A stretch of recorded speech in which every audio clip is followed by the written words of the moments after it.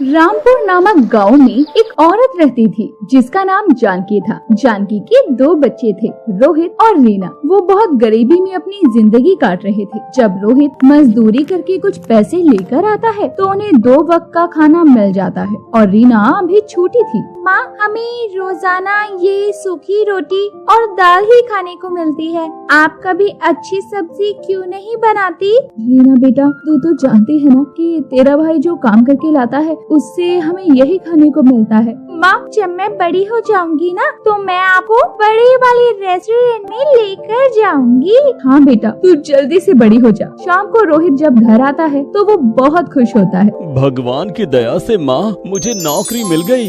ये तो अच्छी बात है बेटा, आज बहुत खुशी का दिन है। अरे वाह भैया, अब हम भी बड़े से रेस्टोरेंट में जाकर अच्छा खाना खाएंगे।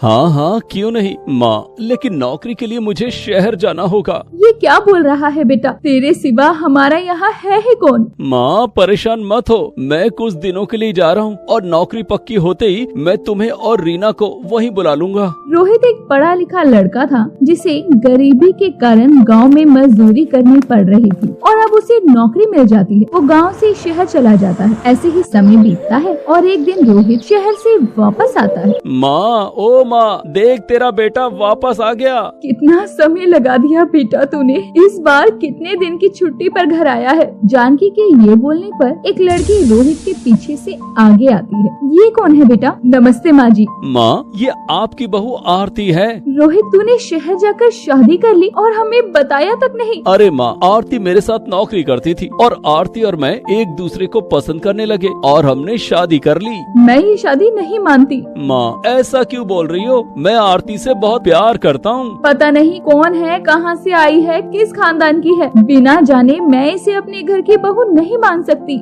माँ, हम गरीबों का क्या खानदान। रोहित, हम गरीब जरूर है पर हमें भी समाज में ही रहना है और तू जानता है ना कि तेरी एक बहन भी है, इसकी भी तो हमें शादी करनी है। माँ, आरती अच्छे घर से है और वो एक समझदार पढ़ी लिखी लड़की है। समझदार है तो क्या शहर की है? तू जानता है ना शहर की लड़कियाँ कैसी होती है। माँ जी, मैं शहर की भले ही हूँ पर अपने संस्कारों को अच्छे से जानती हूँ। हाँ, ठीक है रीना, जा अपनी भाभी का गृह प्रवेश करवा दे। ये बोलकर जानकी चली जाती है और रीना पूजा की थाल लेकर आरती का गृह प्रवेश करवाती है। फिर दूसरा दिन होता। माँ, किचन में तो कुछ भी नहीं है, बस थोड़े से ही आलू पड़े हुए हैं। आलू की सब्जी बना ले। आज तो भाभी की पहली रसोई है और हमारी रसोई में तो कुछ है ही नहीं बनाने के लिए। तो क्या हुआ, वो आलू की सब्जी बना देगी। माँ, भाभी ना शहर से आई है, उन्होंने तो अच्छा खाना खाया होगा ना, वो यहाँ आकर इतना साधारण खाना खाएगी। चल, मैं बाहर आंगन में देखती हूँ, पालक हुआ तो मैं ले आती हूँ। जानकी बाहर से पालक लाती है और तभी आरती अपने कमरे से तैयार होकर निकलती है। नमस्ते माँ। नमस्ते। रीना, तुम क्या सोच रही हो खड़ी होकर? भाभी, आज आपकी पहली रसोई है और हमारे यहाँ तो रसोई में कुछ भी नहीं है, बस थोड़े से आलू हैं और ये पालक है। तो क्या हुआ रीना, मैं अपनी रसोई में पालक की सब्जी और आलू की सब्जी बना लेती हूँ। आरती खुशी से अपनी पहली रसोई में पालक की सब्जी और आलू की सब्जी बनाती है, फिर सबको परोसती है। पूरा परिवार मिलकर रूखी सूखी सब्जी और रोटी खा लेता है और रोहित कमरे में कहता है, आरती, मुझे माफ कर दो, मैं अभी यहाँ इतना ही काम कर रहा हूँ कि 2 वक्त का खाना ही मिल सके। तुम्हें शहर वाले आराम नहीं दे पा रहा हूँ, पर मैं कोशिश पूरी कर रहा हूँ। आप परेशान मत हो, मैं भी तो इस घर का हिस्सा हूँ, तो परिवार के सुख दुख में परिवार का साथ देना भी तो मेरा कर्तव्य है। ऐसे ही दिन बीतते हैं और आरती के ससुराल में वही रूखी सूखी दाल सब्जी बनती थी। वो रोज खा कर बोर हो जाती है और सोचती है, मैं तो कुछ दिन पहले ही यहाँ आई हूँ और ये दाल रोटी खाकर मैं थक गई हूँ। मेरे ससुराल वाले तो ये कब से खा रहे हैं, वो भी तो थक गए होंगे। मुझे भी रोहित की मदद करनी होगी। उनके गांव में थोड़े ही आगे आरती के दोस्त जतिन का ऑफिस था। आरती अपना CV लेकर नौकरी के लिए ऑफिस में जाती है। हेलो जतिन, कैसे हो? मैं ठीक हूँ, तुम बताओ आरती, इतने दिन बाद कैसे आना हुआ? ये मेरा CV है जतिन, मैं नौकरी के लिए आई हूँ। आरती, तुम्हारी तो शादी हो गई थी, तो तुम्हें नौकरी की क्या जरूरत? आरती जतिन को सब कुछ बताती है और जतिन ये सुनकर आरती को नौकरी दे देता है। आरती तुम परेशान मत हो, कल से तुम ऑफिस आ सकती हो। Thank you Jatin. आरती घर जाती है और रास्ते से मिठाई का डब्बा भी लेकर जाती है। आरती, तुम कहाँ से आ रही हो? माँ, मिठाई खाओ, कल से मैं नौकरी करने जाऊंगी। ठीक है बेटा। ये सुनकर जानकी की आंखों में आंसू आ जाते हैं और वो आरती को पसंद करने लगती है।